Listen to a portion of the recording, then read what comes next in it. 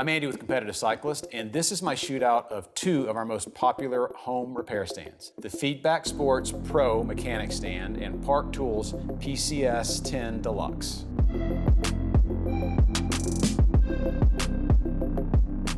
But first, before I get into it, I'll say this. If you consider yourself a cyclist of any stripe, road, gravel, or mountain, you should absolutely, positively own a home repair stand. It's as essential as a pump or a pair of clipless pedals. And after having these two side by side in my garage for the past few months, I realized how important it is to have a bike shop quality repair stand in the arsenal. So the obvious reason you need a repair stand is for repairs, of course, and tuning up your bike, which is important and something we should all be doing on our own. But where these things really come in handy is when you incorporate the stand in your day-to-day routine. The best example for me was hanging my bike in the stand during the pre-ride ceremony of pumping up tires, putting on your shoes and helmet, and loading up your handlebar bag.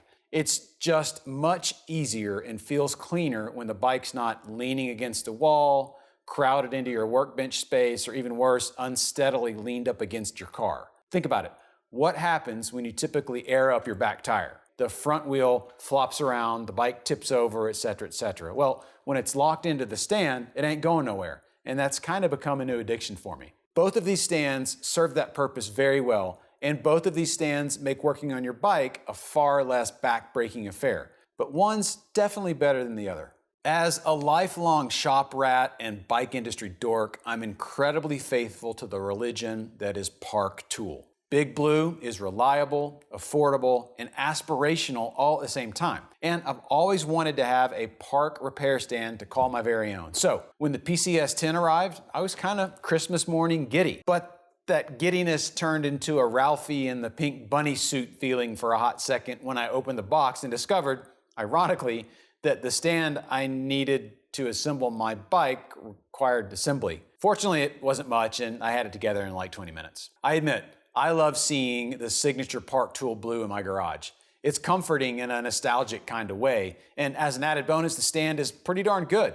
The clamp is easy to use with one hand, and overall it feels sturdy and stable. The extra rubber over the clamp housing is a really nice touch because you're not always gonna clamp in the seat posts. Sometimes you just wanna hang your bike up by the nose of the saddle. At just over 16 pounds, it's kind of heavy and doesn't really fold up all that well, so I wouldn't categorize this one as a space saver. And it's also stable and level with no wobbling when you're wrenching, which is to be expected from a brand with the reputation of Park. The rack I used for the 10 years before these got here was made by Ultimate, the music stand company that sold their sporting stand division to Feedback in 2007. It served me well, but was literally duct taped together, so I've been in the market for a new rack for a minute. And as luck would have it, on our last video shoot, we were gonna have to do some wheel swapping out in the field, so the camera crew brought along the Feedback. The sun was setting, I was a little underdressed, and it was also a little chilly, so I needed something that unfolded fast, adjusted easily,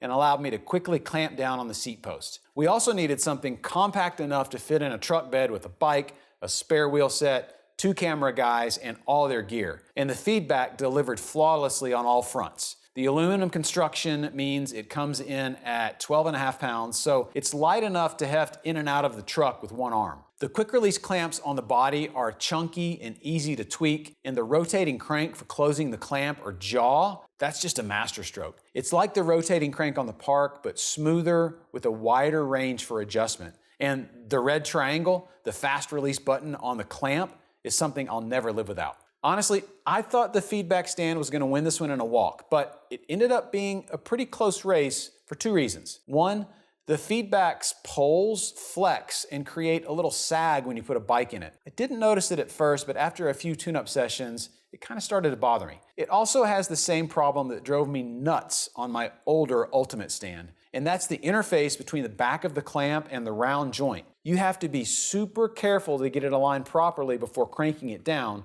or you'll have a slanted clamp and even more sag. For almost $400, I'd like to see them beef this area up with a steel or aluminum interface that locks in like 2 giant Legos. Feels like a big miss for a stand of this price and caliber. Fortunately, the Park stand doesn't suffer from this problem because it has their tried and true professional clamp stand interface, but it does suffer from being too heavy and really cumbersome to operate and too big to store in a small space. Like the feedback, it also has a bit too much plastic for my tastes and could stand some beefing up at key junctures. For example, at the telescoping point, I had to adjust this clamp a few too many times for my taste. So if I could have either one, it would probably be the feedback because they kind of knocked all the important things out of the park. Ease of use, weight, quick setup and tear down, fast one-handed clamping and release, and a super small footprint for storage when it's not in use. But that last one might not matter because, as I said before, you'll discover that having a repair stand,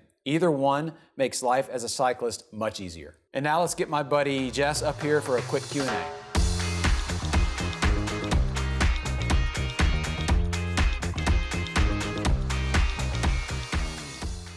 Thanks for all your insights on the bike stands. That's very helpful. I do have a few questions for you. Okay. First off, is either one of them better for clamping an aero seat post? Great question, and yes, right off the bat, the feedback is the construction of the clamp here is just a little bit wider and not quite as rounded as the Park.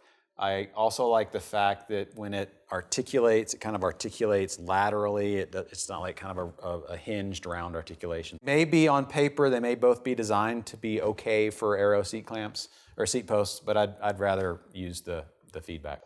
All right, good to know. And then since the Park stool stand is heavier, does that make it more stable? Yeah, so that's an interesting question because as I mentioned in the review, the feedback uses aluminum tubing to make it lighter. The Park feels like it's steel because it's so heavy, and they're also a smaller diameter. So it did wobble less and it was more stable. It wasn't quite as flexy as the feedback. So yeah, it's slightly more stable, but not enough to be a kind of a game changer. Okay, and then my last question is, if you don't need to transport your stand very often, it's just staying in your garage all day, would you still pick the feedback stand? I think I would, simply because I love the way it looks, I love the way it articulates, I love the quick release clamp right there. That's a small thing for me that really put it over the top. So yeah, I would still choose the feedback even though it's a little more expensive. Gotcha, good to know. All right, guys, if you have any questions that I didn't ask about something that he didn't cover, let us know in the comments section and we'll get back to you super quick. Or you can ask one of our gearheads. Information on how to do that will be in the description. If you liked this video, give us a thumbs up and subscribe, and we'll see you next time.